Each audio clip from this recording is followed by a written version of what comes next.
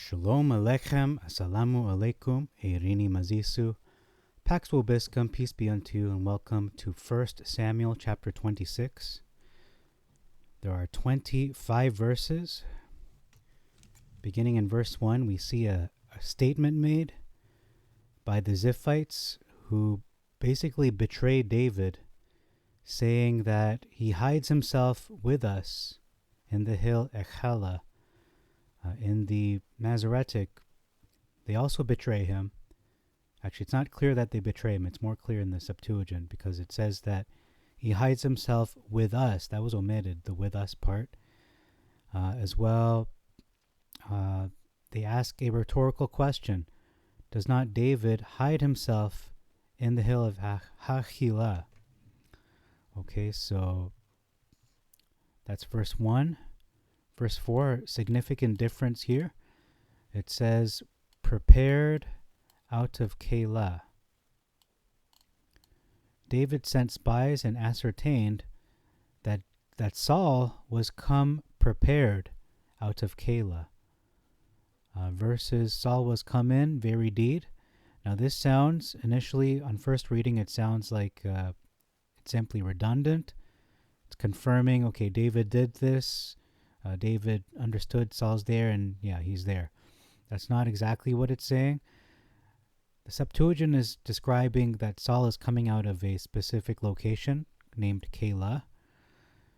However, the Masoretic is not naming where he's coming into. Where he is,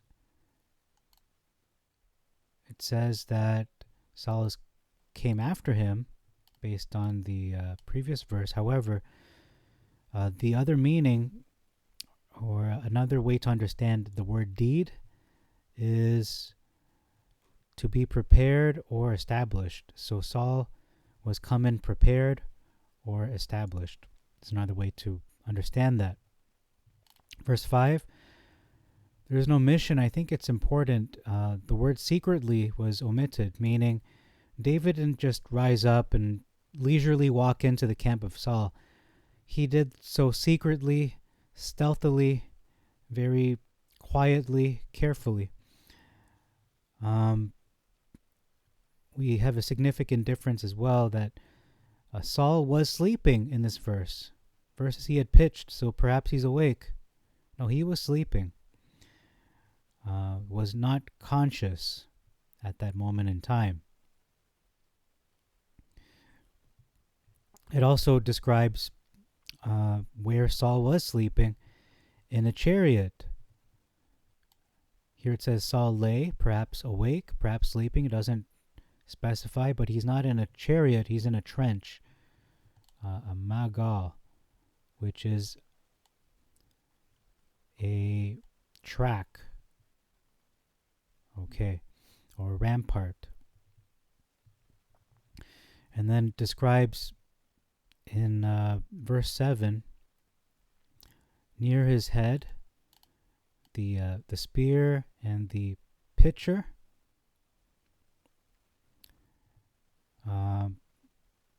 Stuck in the ground near his head versus at his bolster.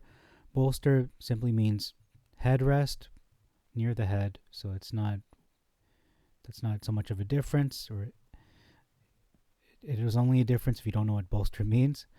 Verse 8, I will smite him. This is Abner, or I should say Abishai, speaking to David. I will kill him. Versus let me smite him. So we can see Abishai is an assertive individual.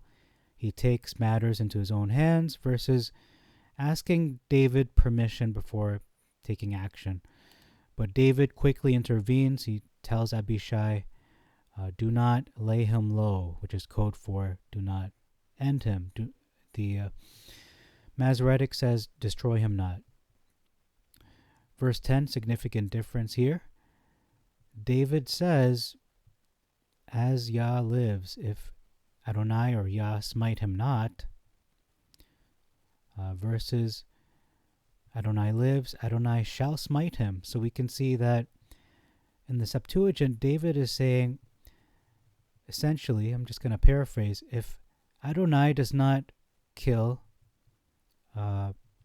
Saul, then we should not kill Saul.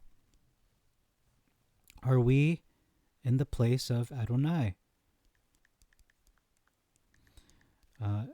Further expanding upon this, if Adonai smites him, if he kills Saul, then that is up to him, not up to us. So in the Masoretic, on the other hand, David seems more vengeful. He says, Adonai shall smite him.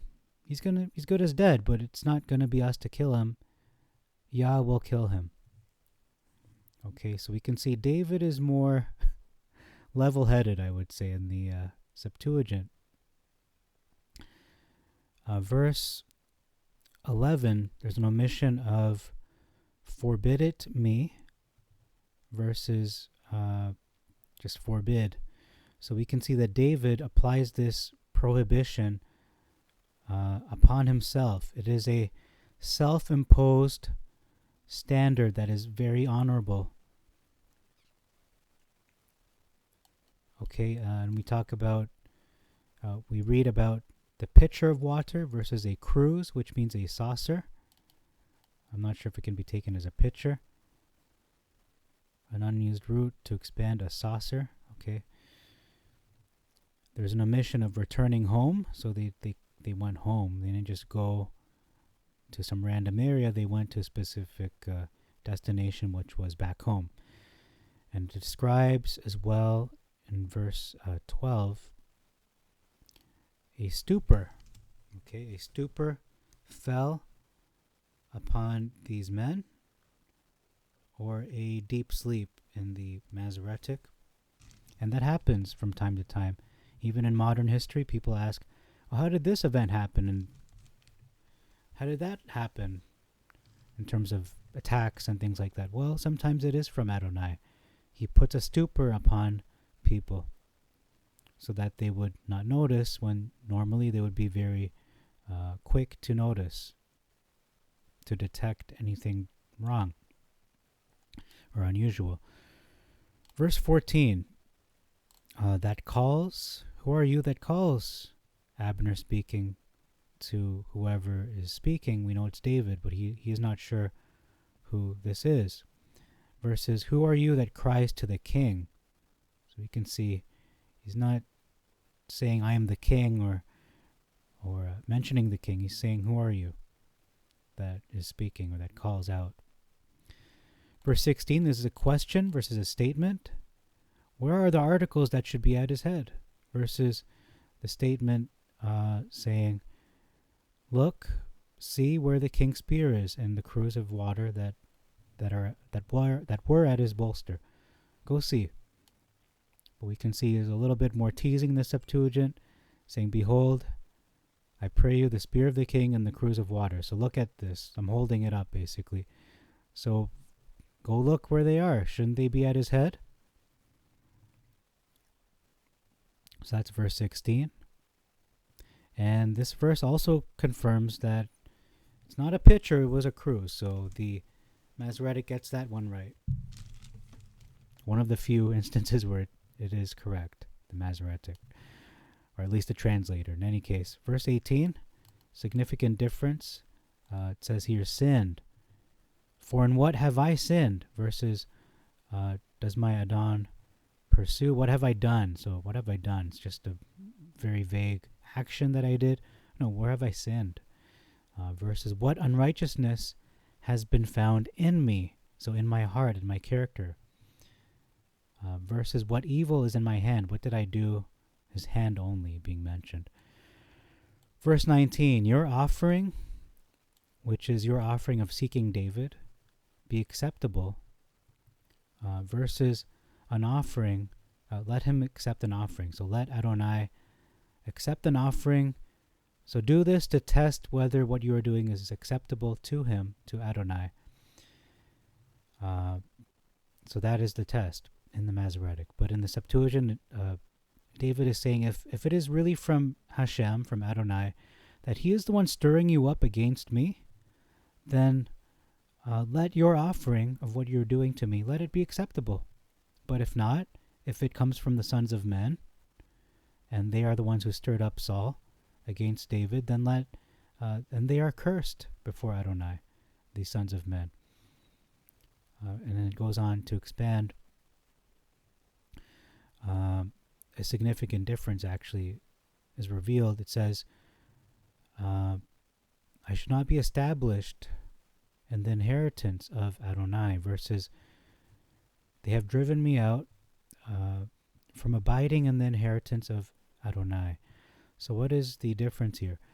So David might be saying here, established perhaps as king over Israel, versus simply being able to live in harmony amongst Israel as a civilian, perhaps not necessarily as king, but to live among them and not have his life continually, relentlessly pursued by Saul and his men.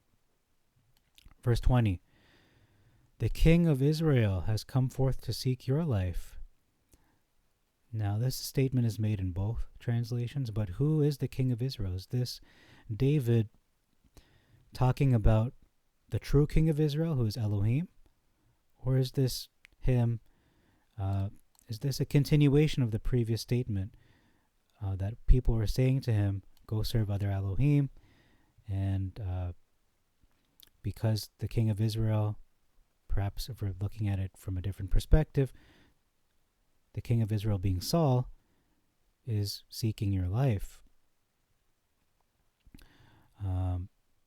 Your life, seek your life as the night hawk pursues in the mountains. So Saul is the night hawk pursuing David, or is David saying, you're seeking a flea, who is me? David is identifying himself as a flea, as when one does hunt a partridge in the mountain. So I'm not significant. I'm like a flea.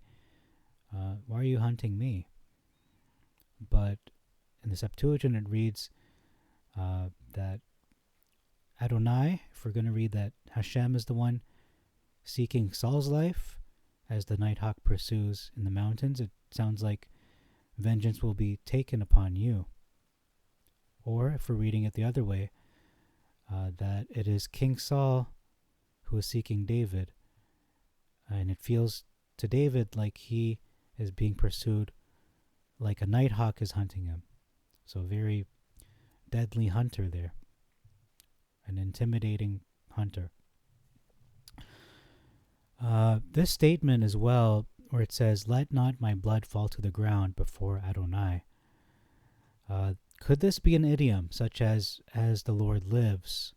So if we read it that way, this is what they're saying to David. Go serve other Elohim, and as the Lord lives, or let my blood fall to the ground before Adonai, because this is what's happening. If this is not happening, then let my blood fall to the ground before Adonai. So swear to God, hope to die. So people say it nowadays.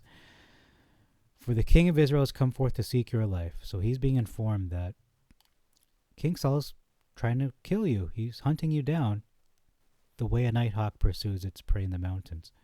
That makes sense. However, if this is David again saying, they told me go serve other gods, and now King Saul, let not my blood fall to the ground before Adonai. Let me not be victim to you. Let me not die because of you. Because the king of Israel, the real king, not you, Adonai, has come forth to seek your life. You're the one really being hunted as the nighthawk pursues its prey in the mountains. You just don't see it. So that's an interesting way to read it. But I'm open to any interpretation. But that last one kind of makes sense. Actually, all of them make sense, but that one kind of gives me chills in my spine. Verse 21. So this is the second time that Saul voiced a similar statement. Okay, David, I've made a mistake. I'm foolish. I'm not going to hurt you anymore. I won't try to hurt you.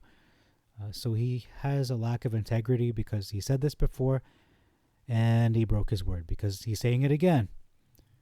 He's caught in the act of pursuing David, camping against him, and so on, because of the the spies that revealed to David, not really spies, but those who betrayed him, I believe they're the Ziphites, in verse 1,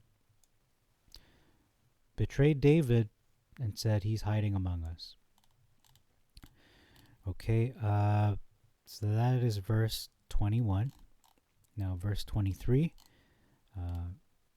some small differences here. Truth, Adonai repay each according to his righteousness and his truth versus and his faithfulness. Verse 24, precious, let my life be precious before Adonai versus let my life be much set, which means to be large. Let my life be large before him. Or important, maybe, is another way to render that. There's an omission of this important statement. May he protect me. That's an important statement to preserve. It's not there.